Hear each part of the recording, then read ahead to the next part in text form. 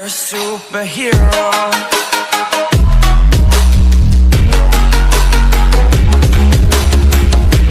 Hello guys, welcome to the IBPS YouTube channel. आप सभी का स्वागत है IBPS यूट्यूब चैनल पर। And if you are new to our channel, do not forget to hit the subscribe button. So let's get started. So this is our day 13 of the daily vocabularies, and whatever written up here is true. You can make it possible. How? See guys, in each and every video, on an average हमारी video का time होता है 6 minutes, and when we complete the 30 days 30 vocabulary sets, तो आप समझ सकते हैं 30 into 6 that means 180 minutes में आप 3 hours conclude कर सकते हैं मतलब। और then you can learn, memorize, revise around 1000 vocabs. Okay, so first vocab of the day is hover, and hover एक verb है और इसका मतलब होता है to position over something without selecting it. यहाँ पे मैंने एग्जाम्पल के थ्रू समझा रखा है आपको। Computer cursor such as an image और आइकन। अब यहाँ पे ये क्या कर रहा है, ये आइकन या इमेज के ऊपर है बट उनको सेलेक्ट नहीं कर रहा, तो उनके ऊपर मंडरा रहा है या आप कह सकते हो कि उनके ऊपर घूम रहा है, बट उसको भी इसने क्लिक नहीं किया है। ठीक है, और इसका सिनोनिम क्या बन सकता है, ड्रिफ्ट।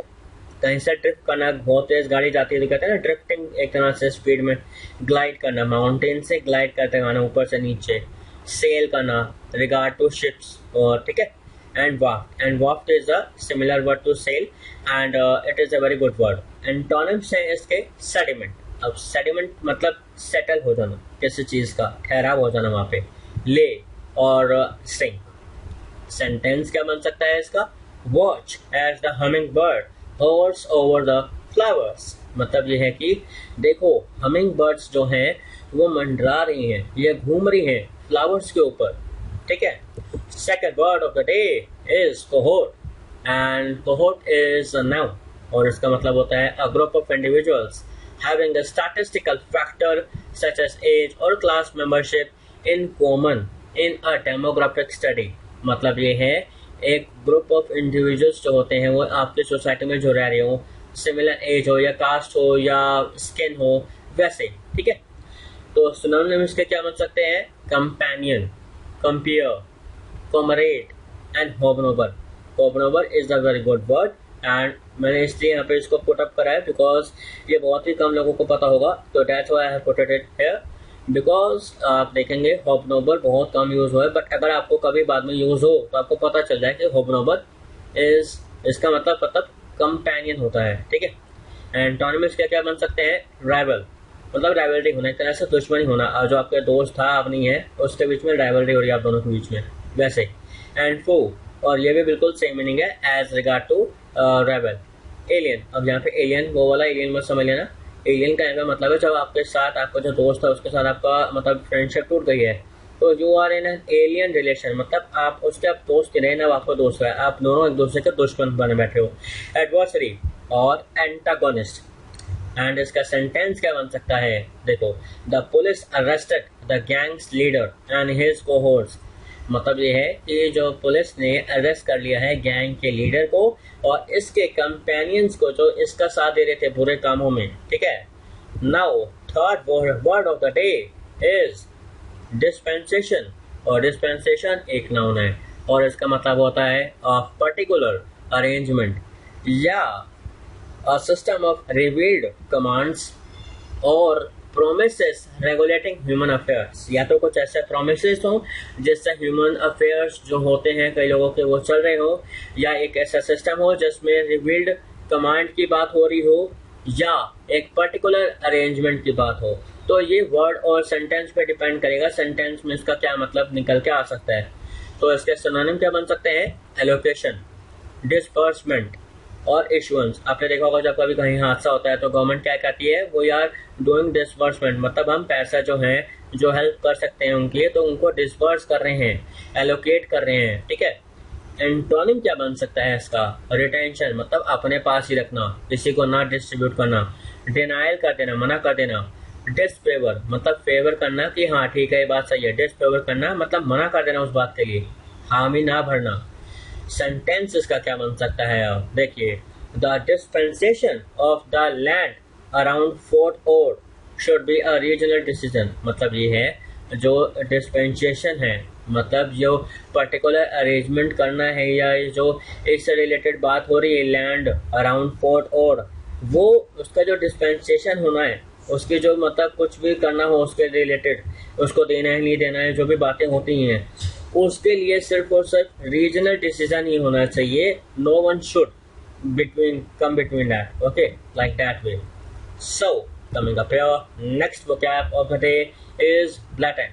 And blatant एक adjective होता है और इसका मतलब होता है noisy, especially in a vulgar और offensive manner. मतलब ये है कुछ ज़्यादा ही noisy होना या destructiveness दिखाना, especially in a vulgar, बहुत ही गंदे अपशब्द यूज करते हुए या offensive manner में.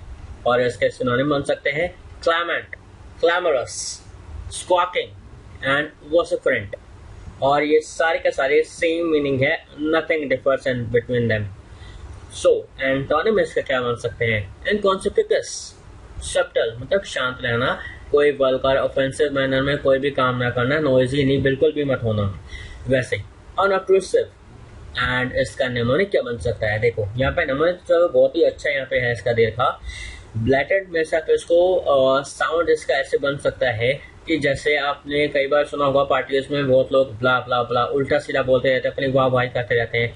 तो आप अगर वैसे देखोगे तो ब्ला ब्ला हो गए यहाँ पे, तो और बाकी बचा टेंट. अब ये टेंट को TENT कर दो, तो वैसे देखो ब्ला ब्ला इन टेंट मतलब सो नॉइजी इन टेंट. तो आप बिल्कुल कह सकते हैं नॉइजी का वर्ड बिल्कुल यहाँ से निकल के आपका मीनिंग आ गया यहाँ पे निमोनिक में. ठीक है.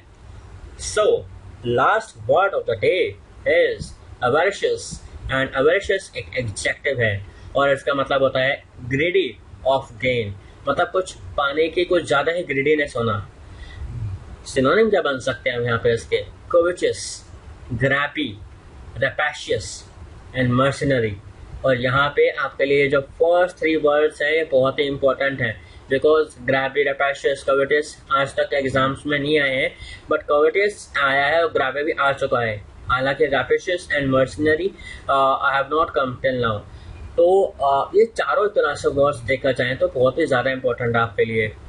एंटोनिम क्या बन सकते हैं इसके? देखिए जेनरस होना, ग्रीडी ऑफ गेन बिल्कुल नहीं होना आपके अंदर. आप सबके लिए अच्छा चाहते हैं, अच्छा करना चाहते हैं, आपके अंदर कोई भूख नहीं है किसी चीज़ को पाने की. म्यूनिफिसेंट होना, लैविश होना, मतलब यहाँ पे था ग्रीडी ऑफ गेन. यहाँ पे आप अपने के लिए जितना खर्च करना चाहते हैं खर्च कर सकते हैं. You are living a lavish life, you know, bountiful and benignant. Sentence क्या बन सकता है इसका? देखो डगलस वॉज एम्बिशियस, बहुत ही एम्बिशियस था, पर बैक स्टैपिंग भी था, मतलब बैक स्टैप मतलब अपने ही दोस्तों के साथ बुरा करना. एवरिशियस भी था, एवरिशियस मतलब ग्रेडी ऑफ गेन भी रखना. एंड मोर प्रैक्टिकल, पर वो प्रिंसिपल्ड नहीं था, वो जो चीज़ करता था वो इन चीज़ों से ही करता था, प्रिंसिपल्ड बिल्कुल भी नहीं था अपनी लाइफ में. वो बस 24 घंटे एम्बिशियस, बैक स्टैपिंग करते रहना, एवरिशियसनेस दिखाते रहना जैसे कि ग्रेडीनेस, और मोर प्रैक्टिकल रहना rather than being principled.